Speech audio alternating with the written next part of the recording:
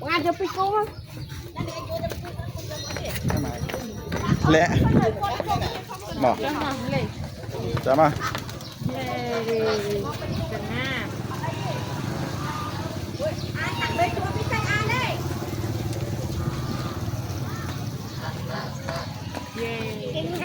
mà mới thấy ạ mới thấy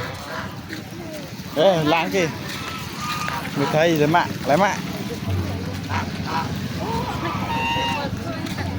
tới thôi